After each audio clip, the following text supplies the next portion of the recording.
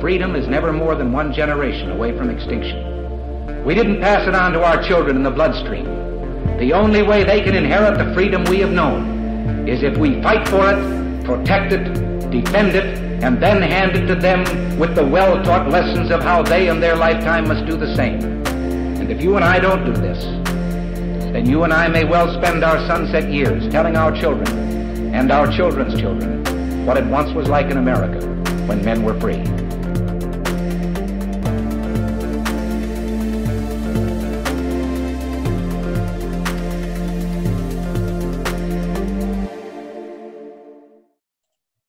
Hey everybody, welcome to episode number 224 of Gun Freedom Radio, where we engage, we educate, and we inform.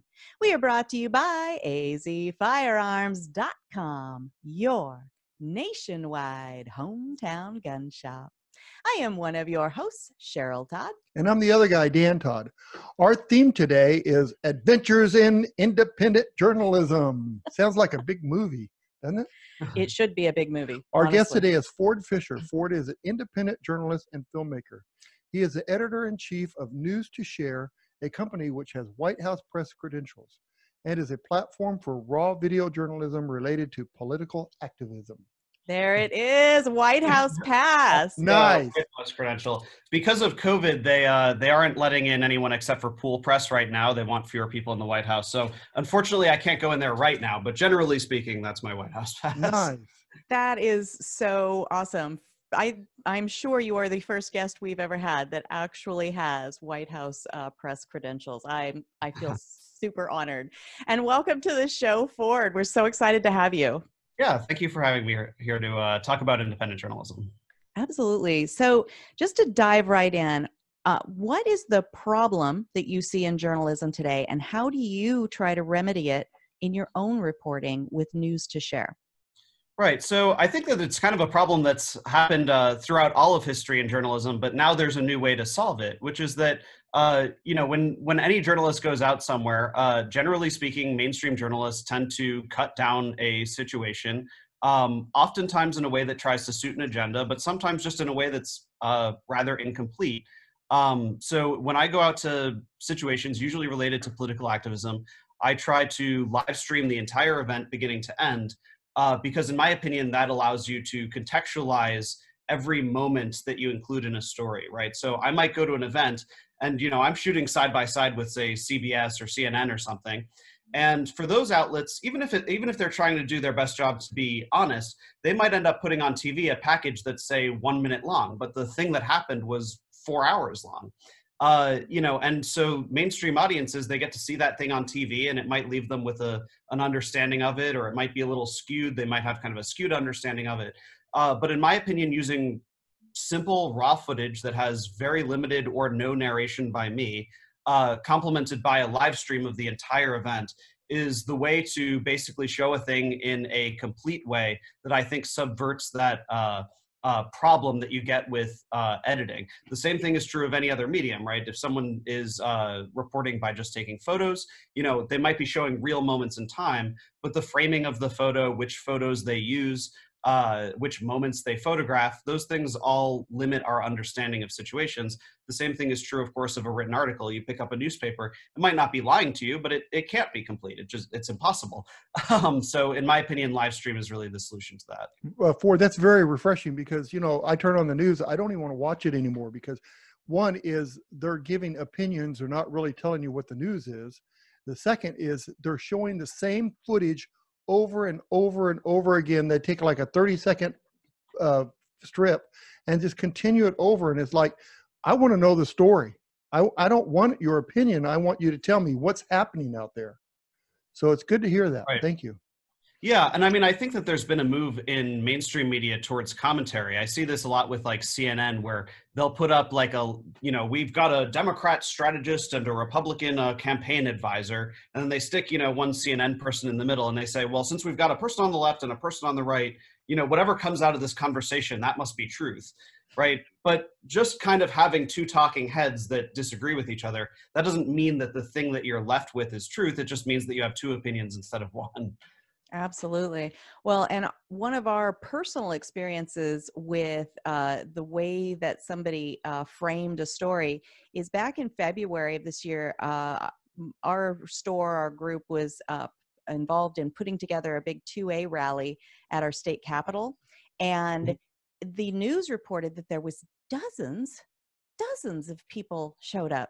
Well, the true number that was given to us by the law enforcement agency in charge of the grounds was 3,500. We had 3,500 people in attendance, but the news wanted to cast it aside like, oh, it's just, some dozens. Well, maybe the news meant hundreds of dozens. Yes, that's what I'm saying. It's like, well, there are dozens in thousands, but come on, Right. And so they did end up correcting it, but the way they correct it even is, it's too far after the fact, and it's kind of, buried on page 900, or how it goes. Absolutely. But that is one of the reasons that I so appreciate that when I go and I click on one of your raw video footage posts, that I feel like I could have been there myself. So I'm seeing multiple different directions. I'm hearing just the things that people are saying in real time, and I can kind of judge for myself. Now, I will say, as I did off camera, that if I was your mom or your sister or your aunt, I would be terrified that you're seriously placing yourself in He's in the trenches.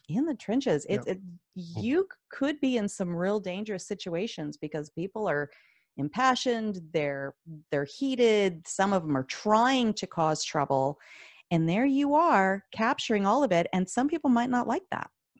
Yeah, and that includes both civilian and state. I mean, so a month ago, while filming the third day of George Floyd protests here in Washington, D.C., I was actually shot in the head with a rubber bullet.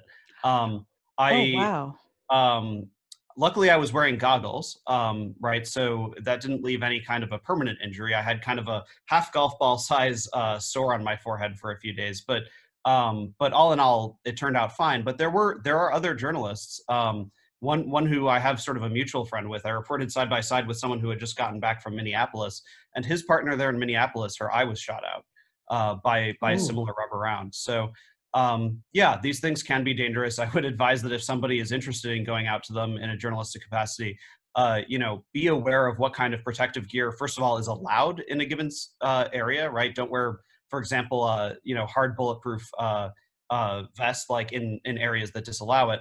But be aware of what kinds of goggles, face mask, that kind of thing, can prevent you from getting injured or losing visibility while you're out there. Right, because the police, they don't know who you are out there. They don't know what you're doing. Yeah, I will never know the name of the officer who fired it. In the particular situation in which that happened, there were protesters who were basically shooting fireworks at the cops. And I had been filming basically side by side with the people who were shooting fireworks at the cops. So I don't necessarily think that police officer shot a rubber bullet at me because he said, oh, look at this guy filming. I think it was a chaotic moment. And while I would hope that generally speaking, law enforcement's aim should be true, and I would wish that they would kind of know their target before they pull the trigger. At the same time, I don't necessarily think that I was shot at specifically for being press. Right. And I appreciate you saying that. That's even that is objective. That's the thing that I think we're missing so often is, that level of objectivity. And that is something that your whole site at News to Share allows for people to just make up their own minds about what it is they're seeing. And I know that your footage does make its way to national television. I saw you post recently that, can't remember if you said it was Hannity or Tucker Carlson. It was Tucker Carlson, yeah. There was a piece of your footage used, and apparently it wasn't attributed. So how do you navigate that? To be clear, on that particular case with Tucker Carlson, it was attributed but not licensed. So the way that my business works, kind of the model of it, is that I go out and film things mostly on speculation. I don't usually have a particular client or anybody who's hiring me to do so. I go out, I film and live stream situations so that my audience can see it. I do have a Patreon, so people sort of donate monthly. That kind of creates a baseline budget.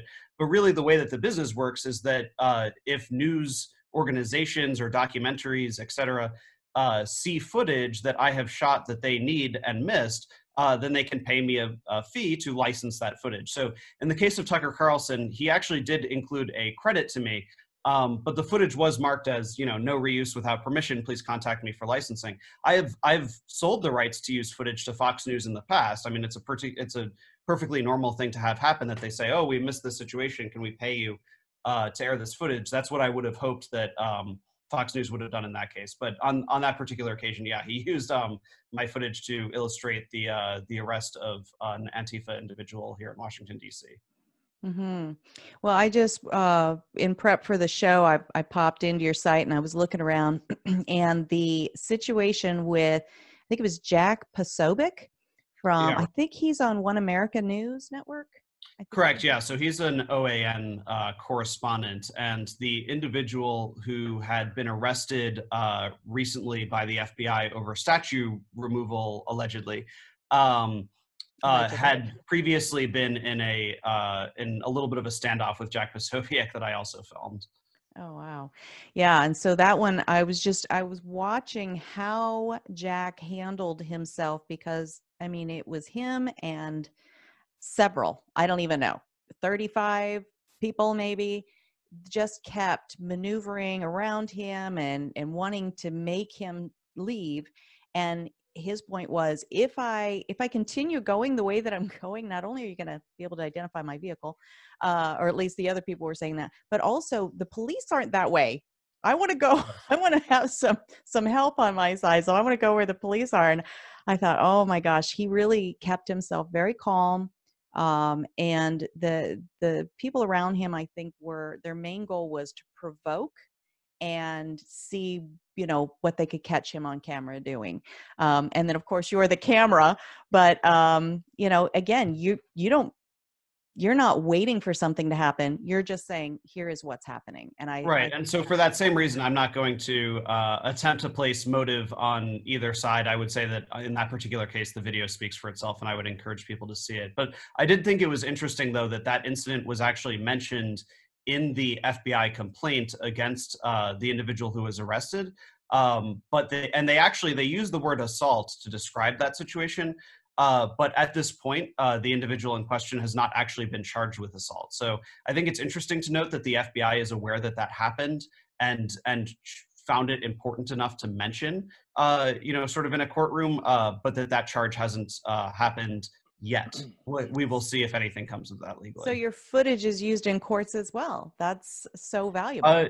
Yeah, so it has been. In the case of that FBI indictment, the Jack Posobiec incident was mentioned, but my footage was not specifically cited. But it did actually cite, this was kind of fascinating, the individual who had been arrested. I actually filmed him having a conversation with a police lieutenant named Lieutenant Jason Bagshaw of MPD in February. There was a situation where hardcore white nationalists, literally waving flags with the fascists on them, had marched through DC. And the same individual led an Antifa sort of counter-protest against them. That never actually broke into violence. The police actually did a pretty good job of keeping the sides separate, but it was a lot of cops deployed. And so this Antifa individual was mad at the police, saying, how come you're wasting so much taxpayer dollars defending the Nazis? And the cop actually talked to him for a while, which is kind of rare. Usually police are very they have to stand still and be very, quiet-lipped and emotionless. But this lieutenant actually engaged in a conversation with him, which I filmed. And the FBI included that in their criminal complaint in order to establish a pattern of his contact with law enforcement. So that was kind of an interesting use of my work, but it has been fascinating. I think one of the things to understand, because sometimes people criticize me they say, oh, his footage is just raw footage, it's just live stream, but the journalist should sort of analyze or describe meaning, that kind of thing, which I tend not to do as much. For me, I think that what I'm doing is really establishing the building blocks of future documentary about the time period that we live in now. So those moments, like that kind of conversation that happened, for me, I just put up video, here's the conversation that happened, and plenty of people in the future can analyze it or find meaning in it. In this case, it happened to be the FBI that did that, but usually it's filmmakers and news people. Yeah, absolutely. Go ahead. Oh, I'm sorry. I'm sorry. I thought Dan was going to ask you something. So what was the kind of the driving force behind creating News to Share? Was it because you felt like there was a vacuum out there, that there was something missing? Yeah, so I actually co-founded it in college with a guy named Trey Yingst. He's now Fox News's Israel correspondent, and I would recommend him as one of the few people on cable news who I actually trust quite a bit. So in any event, him and I started it really at an interesting time in America, because we were still primarily focused on covering activism, but it was the 2014-2015 era where there was a lot of protesting and rioting going on, but a Democratic president. And I think that was different in the eyes of the media. Like right now, it's very easy for them to frame, you have Black Lives Matter and they dislike Trump and Trump is the president. So there's this really clear kind of like binary political system that the media likes to show. But in 2014 and 2015, the grievances that Black Lives Matter had were really very similar to the ones that they have today. With a president who the media did not really frame in the same way as kind of against them. And so for us, it was important to be on the ground. He went to Ferguson, him and I both went to Baltimore, and there was a lot of protests on the same subject in Washington, D.C. That was also a year that there was a lot of fighting related to Israel and Palestine. And so there was a lot of activism on that subject. So really that 2014-2015 era 2014-2015 era was a good sort of foundational time to set up this kind of business of filming activism and kind of showing it in its own words in a way that the mainstream media wouldn't. So Ford, you've filmed a lot of rallies and things with firearms in them. Have you seen a difference, or is there usually problems with firearms, or what's going on with that? Yeah, so something that's kind of interesting, and again, I'm not going to say that this is a good or a bad thing, but just my personal observation is that generally speaking, when people bring firearms to protests, I think that it might raise the stakes in a certain way, which is to say that if people started, violently fighting each other, you might have a greater chance of fatality as opposed to, if people are going to hit each other with sticks or something. But at the same time, when people bring firearms, they also tend not to engage in fighting, right? So when I have gone to protests that are heavily armed, they're usually a lot less likely to actually turn violent. In 7 years of covering stuff, the only time that I've ever been in a situation where a firearm was discharged, in the context of a protest, right? I've certainly filmed people at gun ranges, right? Militias doing like training and stuff. But like in a public rally, like a demonstration in public, the only time a firearm was ever discharged was Charlottesville, right? There was one individual who fired a gun. He fired one single shot at a person who was using an aerosol can and a lighter to make sort of a makeshift flamethrower. Nobody got hurt by the flamethrower and the round did not hit the person. But that individual did plead no contest to a charge of discharging a firearm within 1,000 feet of a school was technically the charge, and he is doing 4 years in jail for that. But generally speaking, I have not really seen violence precipitate from guns at protests. It tends to be kind of a deterrent against having sort of physical conflict. So when you go to these rallies, things like that, and the side that's protesting sees you with the camera, are you normally getting a welcome type of deal, or are they fighting you too? Yeah, so I mean, I think that this is also something that I think that the media can sometimes get wrong. There's a lot of focus on when media gets attacked, as there should be. I think that it is important that we cover when that happens, but it is also important to cover times when violence doesn't happen. And so to that end, when I film, for example, the Antifa movement, a lot of people, will message me and say, oh man, you're going to get beat up like Andy No, you're going to get attacked or something, and that always could happen.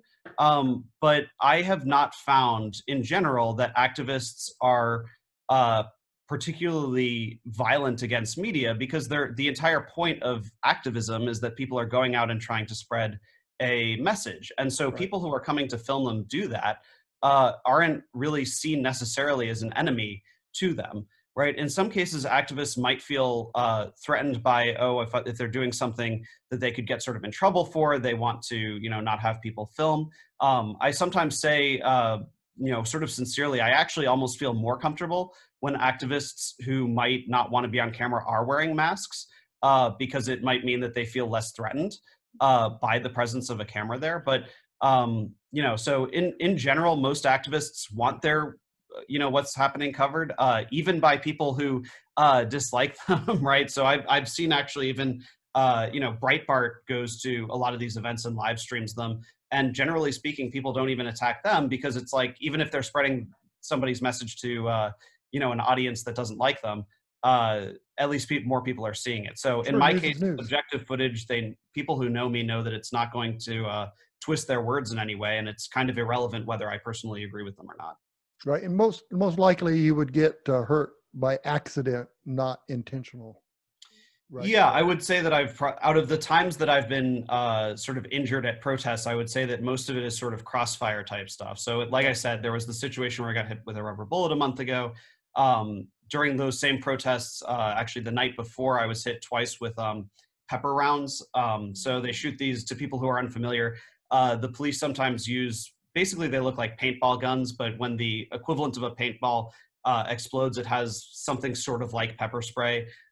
You know, a chemical irritant. So I got hit with those twice. But again, when a cop is just kind of like mag dumping a crowd with them, I don't necessarily know that they're aiming for me specifically. It's just I like to be up close and close to the action, and so these are kind of the inherent risks. Right. If you were on the tear gas, especially, is very you know, unfocused in its deployment. Right. So if you're on the police side, filming that side, then you might have gotten hit by fireworks. It could be. Right? Yeah. So you just never know.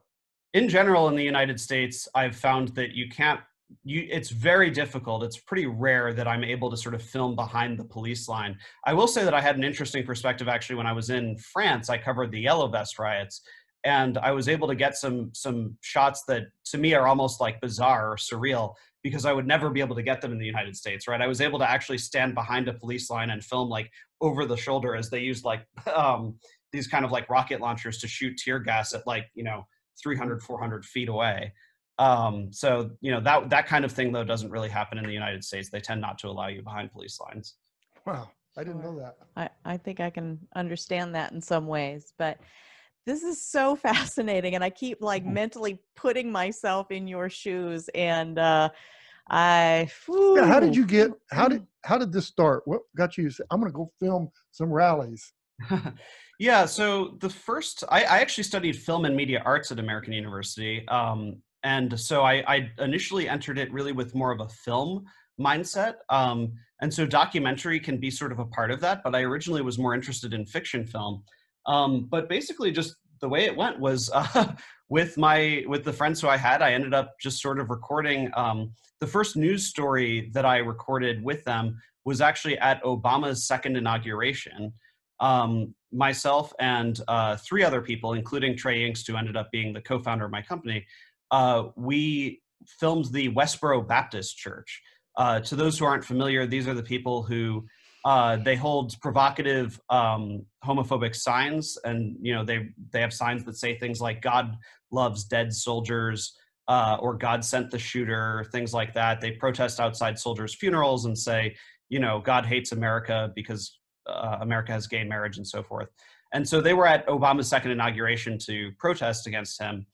And so we similarly, we did kind of an interview that was, we chopped down to 5 minutes. We didn't have live stream at the time, but it was interesting because we were able to do this interview with basically a hate group, and actually CNN put it on the homepage of their website. So the first news story I ever did actually made it onto CNN. And what we shortly realized from there was that, you know, we don't have to just give our stuff to mainstream media for free. We could be making our own website out of it. And that's sort of how this came about. That's awesome. So the fact that you have your own website, have you experienced any of the censorship that you hear people talk about, like on Facebook and Instagram and all those platforms? Yes. So to name just a few examples there, I could go on and on, but here's a basic overview. So I do use Facebook, YouTube, and Twitter as primary places to kind of post my content. I do have a website, but most of the time that people are watching my stuff, it's really on those social media sites, as opposed to going to my website to watch them. The website's almost more like a directory of archival content. We'll start with YouTube. So as we've described, I put up basically raw footage, HD kind of reels of the stuff that I shoot on YouTube. And that tends to complement, usually I live stream to Facebook.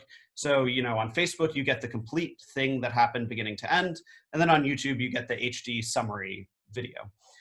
YouTube actually demonetized my entire channel in June of 2019, basically a year ago now. And they said it was because there's content that is hateful on it.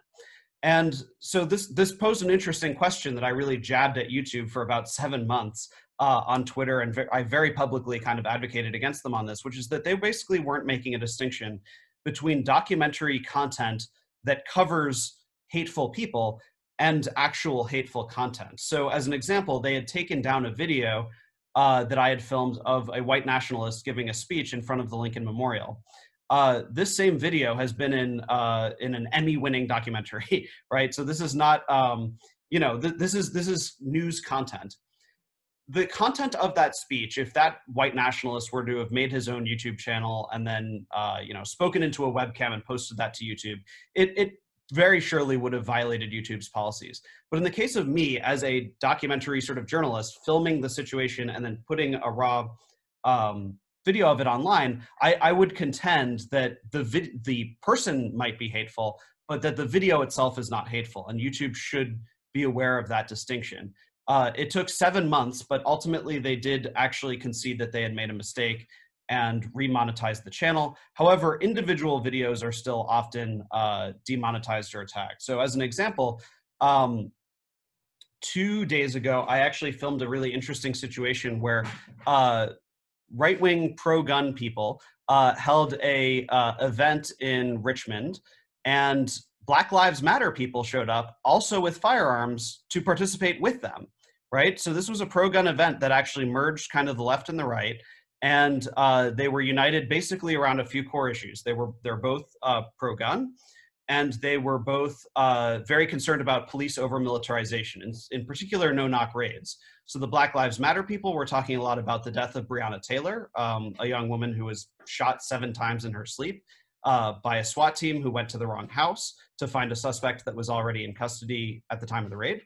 And the right-wing people were concerned about the death of a guy named Duncan Lemp, who had also been shot in a no-knock raid, and his lawyers contend that he was sleeping at the time as well. So for them, both of them see, police, coming after people in a way that they don't like, and they certainly don't necessarily agree on all of politics, but they found common ground in this situation.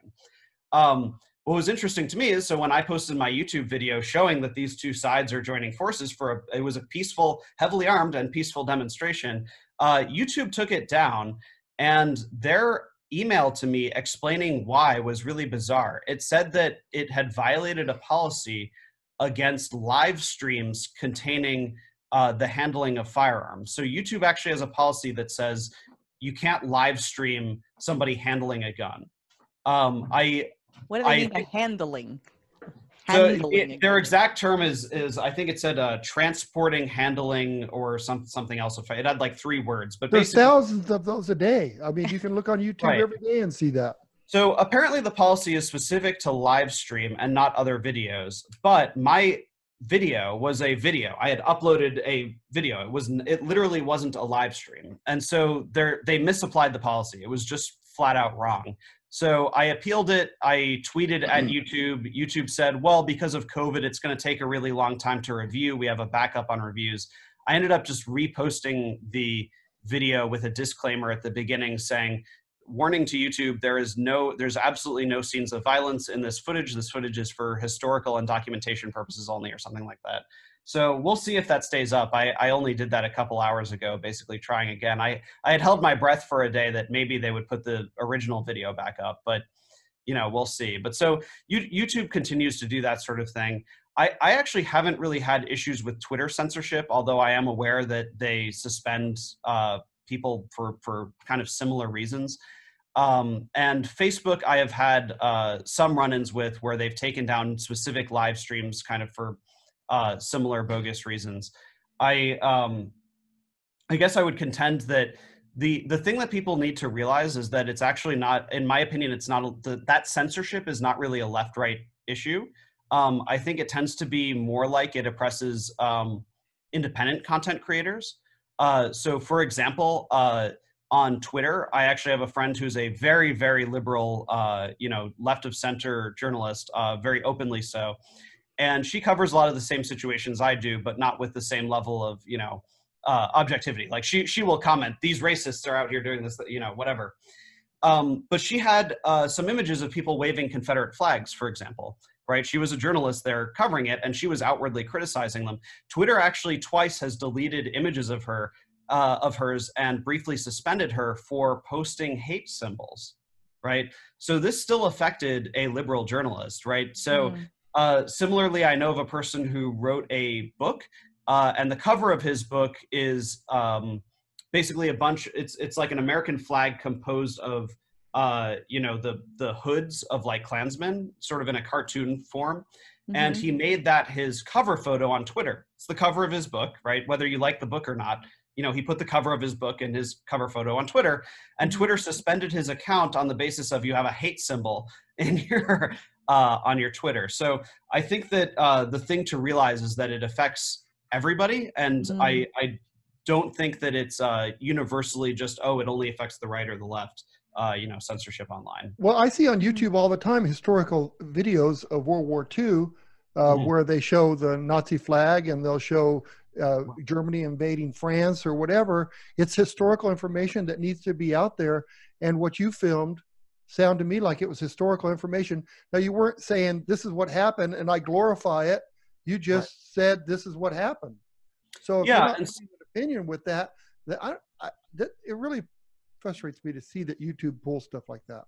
I think it is really important to document these things now in a raw way, because historians will look back on this moment, and whether they look back favorably or not on the Trump era or the Black Lives Matter era, 2014, 2015, however history analyzes it, I don't really think that the mainstream media is going to be a reliable source looking back, right? Like we were talking about before, when CNN throws on a left-wing commentator and a right-wing commentator, and their story is just two people arguing over the meaning of like 30 seconds of B-roll that they just repeat, when a historian looks back on that 50 years later, all that tells them is what CNN thought of it, right? It doesn't actually show them what happened. So I think this kind of raw content is really important, both to understand now what's going on, but also like many, many years in the future. I'm kind of playing the long game here, or I'm trying to. Yeah, speaking of the future, so when Trump wins the election in November, do you think you're going to be busy? I heard that qualifier there. Did you think you're going to be busy? I think that it's going to be a turbulent time either way. I think that if Trump does not win, and so I'm saying if and not when, but if Trump doesn't win, I think that the thing that will surprise people is that the types of people doing leftist activism, right? The Black Lives Matter, the Antifa movement, and so forth, those people might consider Trump to be a very visceral representation of the things that they dislike. But I don't think that those issues actually sort of go away when Trump does. And those same people also really dislike Biden. They might have a slight preference for Biden over Trump, but talking to Antifa people, right? I know Trump loves to talk about like Antifa is the Democrats' base, or Joe Biden is, a puppet for the Antifa or whatever. But in my experience talking to Antifa people, they don't like Joe Biden either. Antifa is not going to vanish if Joe Biden is the president in, come January. So I think either way. So yeah, if Trump is reelected, then a lot of these issues might continue or get more severe. If Joe Biden is elected, I think that they will continue to happen. And I think the media might not know what to do with that in the same way that they, I think, had some trouble analyzing those sorts of things during the Obama era. Right. Well, just like you were saying about what just happened in Richmond, Virginia, where you have, these people that came together because of gun rights.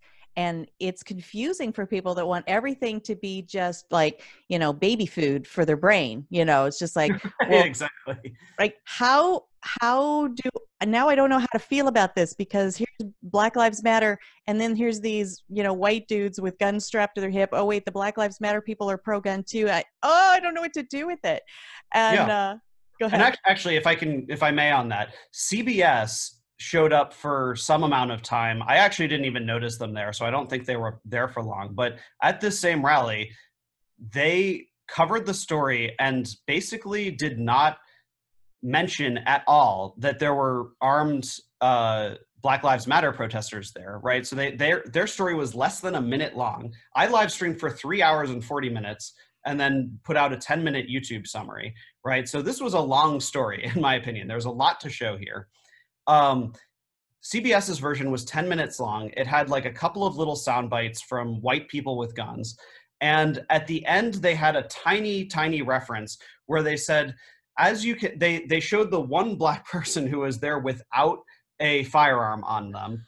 And that guy was speaking. He was standing up on barricades and he was speaking into a megaphone. And they don't show any of the words he was saying. They just narrate over that moment. And they say, as you can see, there were some counter protesters showed up, but not much amounted to it other than a brief conversation. That's what CBS said. It was an outright lie. So it was just wrong. The Black Lives Matter people were not counter protesters. They were engaged in the same protest. They might not have agreed on everything, but they were not countering one another. They were actually there for the same goals together. And CBS outright ignored the armed Black Lives Matter people and tried to make it look like the Black Lives Matter presence was brief, unremarkable, and in opposition to the gun rights people. So it was just outright fake news. When I was younger, I used to see the news and you'd think, okay, they're reporting this because that's where the money's at. What's their agenda? I mean, to give either not really false news, but they don't really cover the news. Why would they do that? Why wouldn't they want people to know what's really happening? So I think that I posted this question online and I don't really have an answer to it, but I wonder whether they truly just showed up already kind of having in mind what the story is. Oh, there's some people with guns out. They're against gun control. We'll film a couple of them. We'll show if there's any counter protesters, we'll get a shot of that too. And that's the story, right? They might have kind of come in with a preconceived notion of what the story would be and then just didn't really take the time to understand what was going on around them. Or they might have understood it and just sort of intentionally lied for simplicity. I don't know which one of those happened, but I think that what it basically boils down to is that the media tends to succeed. And by the way, the same thing is true of politicians. They tend to succeed by establishing things as a binary, right? For Trump, it might actually be useful to make it seem like all of the people on the left hate guns. The Democrats are going to take your guns away, the leftists are going to take your guns away, and so forth. And it might be true that the Democratic Party is anti-gun, but it is not true that the entire left is anti-gun. And to the media, that also kind of drives clicks. For CNN, it might be really easy to describe. There's the right wing, they really like guns, they want civil war, they love Trump. And then there's the left wing, they don't like guns and, whatever, right? And they make it seem like there's these just two monolithic sides that are always fighting, and that's it. And so when a news reporter shows up, a mainstream news reporter, I guess I should say, shows up at a pro-gun rally and they see people on the left and they see people on the right and they're shaking hands and they both have guns and one of the Black Lives Matter people is open carrying a katana, they just don't know what to do with it. Right. Yeah. and so mind blown, right? Right. And so for them, it's just easier to frame it as, oh, it's just two sides and that's it. Right. It would be easier for them to claim that Black Lives Matter is anti-gun for some reason, which by and large is not true. And I realize that the specific situation that happened on Saturday is not representative of every Black Lives Matter person, nor every pro-gun person. I'm sure there are plenty of pro-gun activists who would say, what, Black Lives Matter? We don't like them. And I'm sure there are plenty of Black Lives Matter people who would say, we don't want to offer any, handshakes to the right wing. But that's what happened in that particular situation. And if you take the time to listen to them, they might have different ways that they approach these issues. For Black Lives Matter, I found that a lot of what they talk about as it relates to gun rights, they see it as a civil liberties or police issue, right? For them, it's, gun control is a reason for police to come after our people, right? It's another excuse police have to stop and frisk, for example, which infringes on kind of our personal civil liberties. So they might approach it as a different for a different reason. Similarly, Antifa often views it less as an individual right to bear arms, but rather a community right. That communities need to be able to arm themselves to defend against threats. And right, for them, they believe in defunding or abolishing the police. And so for them, they see it like the community needs to be armed to defend themselves. So they might all have different approaches to these issues, but it's vastly more complex than the right wing likes guns and the left wing doesn't like guns, and that's all she wrote. Yeah, I would, if I was a leader of Black Lives Matter, I think I would be pro-gun, because their argument is that they're not, the police are after them, right? So that would be a way to. Absolutely. And what I think I heard you say, that at least in Richmond, Virginia, that firearms and the Second Amendment brings people together, and that it creates a polite society. So I'm happy with that. That wasn't exactly how I worded it, but I'm happy for you to analyze it however you like. Hey, if that's what she said, you said it, okay? Right. Later on, Cheryl News Network. This is how I'm going to frame it. We are starting Cheryl News Network, CNN. Yes. It's the other CNN, right? Right. We are starting to run a little long on time, and I don't want to keep you too much longer, but this was an important question that we've kind of danced around a little bit in a lot of our other discussion. But when you're filming, you do capture the good, the bad, and the ugly of humans intersecting with one another in times of heightened emotion and disagreement. And nowhere do we see this more pronounced than when we see law enforcement interacting with someone who is being ticketed or detained. So what is your personal philosophy on people, citizen journalists, just standers by whoever filming the police doing their work? Yeah, so I think that this is something that I've actually tried to advocate to conservative circles, which I think are perhaps a little bit less excited about this point of view that I kind of offer on this. And again, I don't consider myself an activist. I don't do advocacy, but I think in a way do advocacy for a certain type of journalism, the importance of filming things in a complete way. And so here's basically what I would say. I think that the left has largely realized the value of filming the police, and that's very embodied by, in particular, viral incidents of police violence, especially against African-American men. And so for them, it's a tool of accountability. And I think that for me, it's true because, and I would frame it in a way that I think really should appeal to everybody. Ultimately, the police are the enforcement end of the state. And so whether you sort of generally support police or not, I think that it's important to understand that at the end of the day, every law that's written that has the ability to, penalize somebody in some way, arrest somebody in some way, ultimately the police are the ones actually enforcing it. So when we talk about anything related to politics, at the end of the day, how it's being enforced is really important to see. And so if somebody generally supports the police or thinks that the police are going to do the right thing, that person should also want to film the police because accountability goes both directions, right? If a police officer is on the sort of receiving end of a negative situation, that would be important to film too. I do sometimes hear a counter argument that says, oh, well, sometimes videos are taken out of context, right? To put it very simply, if somebody punches a cop and then, the cop punches back and somebody posts on Twitter just the cop punching them back, right? Then, oh, you're vilifying the cop inappropriately. In my opinion, the solution to that isn't to film less, it's to film more. So I do think that live streaming situations related to the police, particularly activism and civil unrest, but this can apply to even, you get pulled over, right? I don't view it as something that's antagonistic. I think it can be done in a respectful fashion, right? I don't think you should, point the camera in someone's face and scream, "Am I being detained? Am I being detained?" An inch from their nose, right? So, sometimes I've seen that kind of thing happen where it's not as productive. But in general, the the police, if they have body cams on, it's often very difficult to acquire the actual footage that comes out of it, which I think is generally a government transparency issue. Or they don't film it. And, I think that it's better for the sake of truth if footage exists and if it is publicly accessible. If the police are the ones filming it and nobody else is, then you're essentially granting the state a monopoly on truth.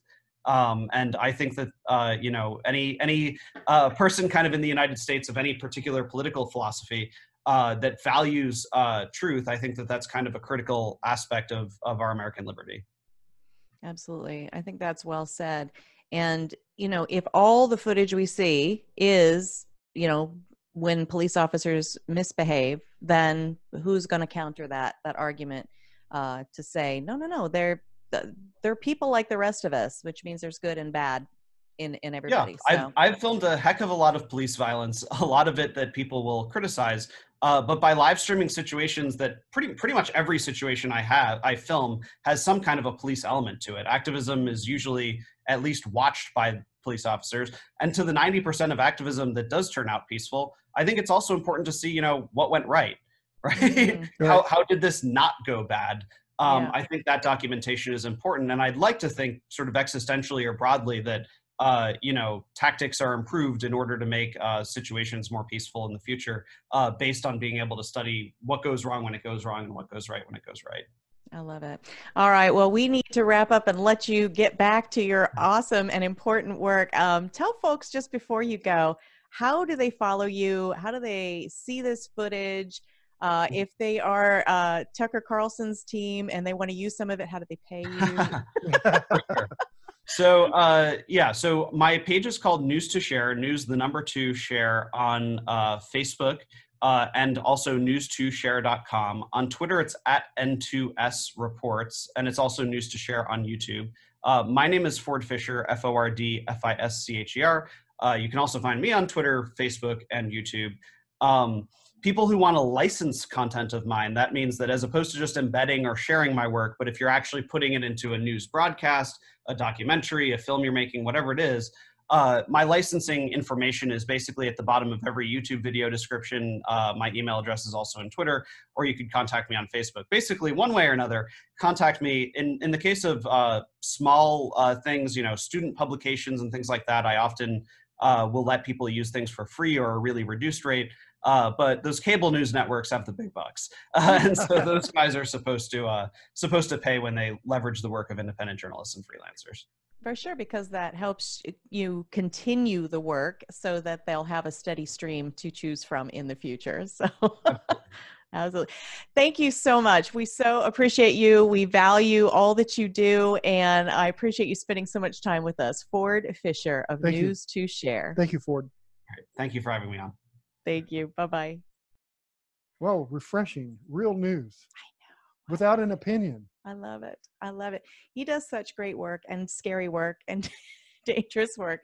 And thank God for it, because if all we had to choose from was the pre-chewed, pre-packaged, narrative-laden baby food for your brain that we call our nightly news, right? Then where on earth do we think we're going to end up?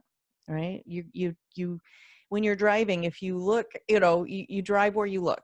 Right. So same thing.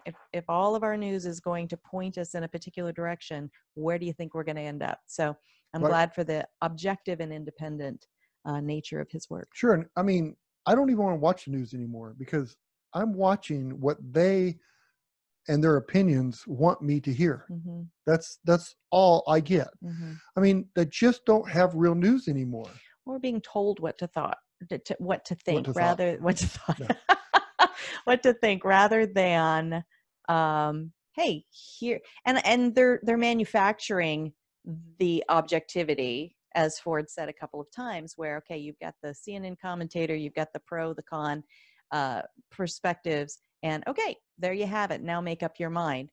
But you put the news anchor with two people, one on each side, and depending on the news station, still two against if they're one. a liberal news station, that's what they want you to hear, what they want you to They're going to make you hear what they want you to hear.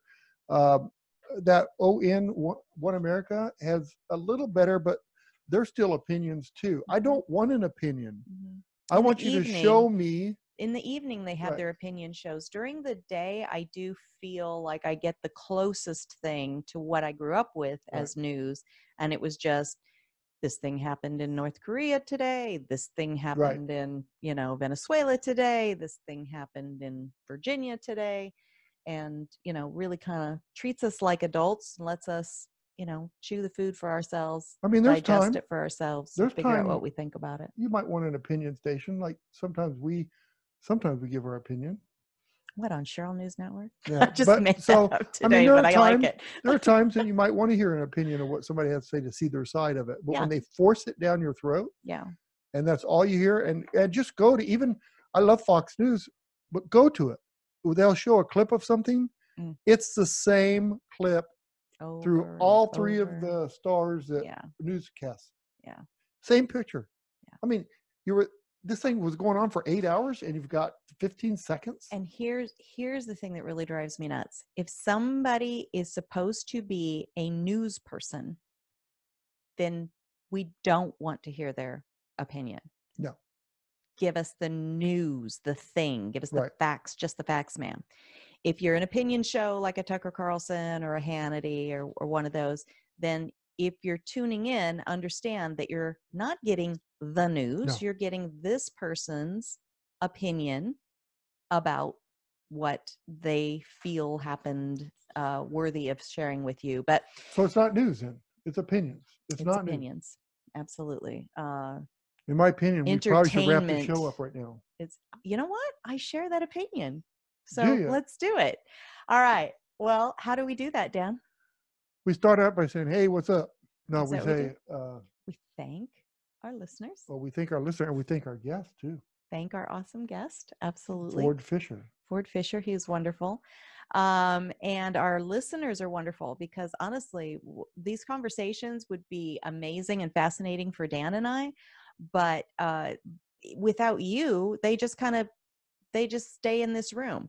But because you take these conversations and the questions that they pose in your mind, and maybe you do some more research for yourself, or you chew on the ideas and come up with a new way of thinking about the world, or you share them with your neighbor or your children or your relatives, that's the treasure. So thank you. You're our treasure.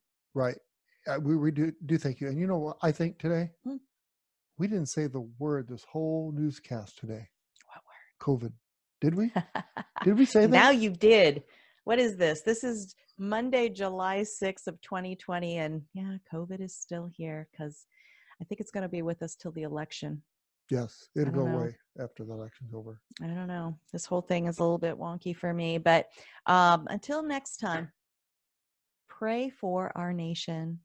Please pray for this great and grand experiment and for what our stated purposes are in our founding document. We're still living them out to greater and lesser degrees. We've fallen and skinned our knees. We've, strayed off the path, but let's refocus on our stated goals and mission. Yes, let's pray for our country. Pray for our country, the country that's the best country in the whole world. I mean, you look at it. I mean, yeah, we've got some issues, but we are the best country there is. People flock to come here. And you can say that without being boastful. You can say that and just it be a fact. I just don't know of any other nations that people are literally dying trying to get to the soil, to live on the soil, to breathe the air, other than the United States. Land of opportunity. Still, for all races. For sure. So pray for our nation. Pray for our leaders. That's a different subject. Our that needs a little bit of work. But yes, let's do pray for our leaders and our representatives, most of them. We'll do that. All of them, Dan. All of them? Even the ones you don't like. Okay. Especially the ones you don't like. All right. Be good to each other. Have a great week. And God bless.